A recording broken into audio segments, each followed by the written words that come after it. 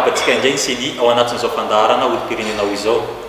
Mbola ao anatin'ny fanavoazana sy antoana nisy mpifidianana tanteraka itsika amin'izao fotoan'izao ny distrikany Antananarivo Avaratrano izay ahitana tapavitrina tsara tokoa raha ny fisoratana anarana anaty nisy mpifidianana no resana.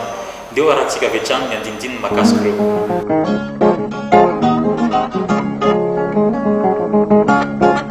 Araka ny voalazan'ny tompony andraikitry ny voamiram-pifidianana eny anivon'ny distrika dia tratra tanteraka ny fanampy 900 izay napetraka momba ny fiakaranisandreo olo-pirenena voasoratra anarana ao amin'ny lisy-pifidianana.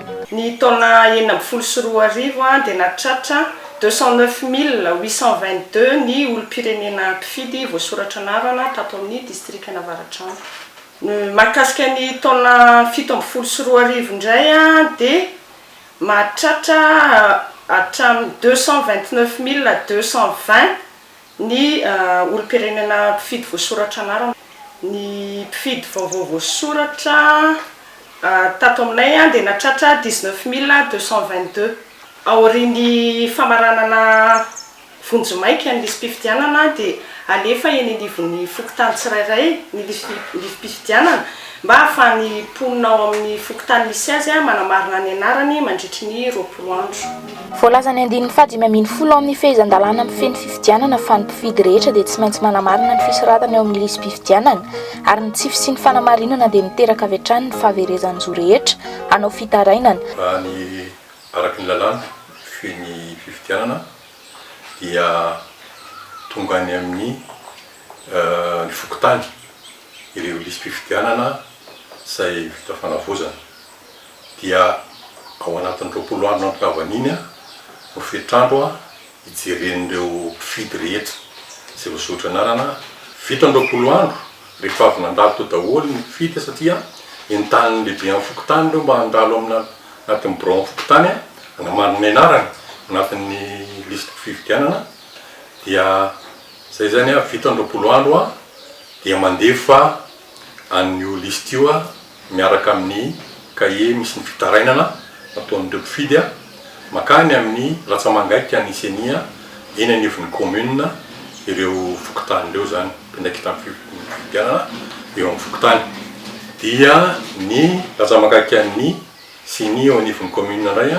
no mandefa azy ireo makany amin'ny Ratsamangaika ny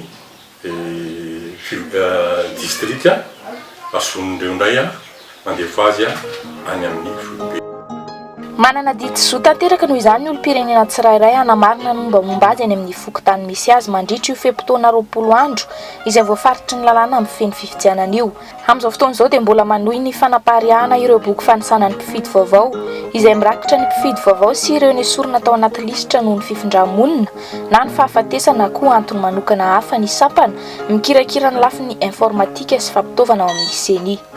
Izay ihany koa mamarana fandaharantsika amin'ity androany ity makasitraka anao nanaraka izany hatramin'ny farany ary manome fotoananao manaraka indray. Veloma tonga. Salama président. Si, inona français. Masaka namarina ny anarako anaty lisy-pifidianana. Tena fotoana mihitsy zao mansousy ao. Ianao koa fanaova takazy manatona ny fokontany misy anao. Amarino tsara raha tafiditra ao amin'ny lisy-pifidianana ny anaranao. Raha sanatrika misy diso, aza misalasala manao fanamariana.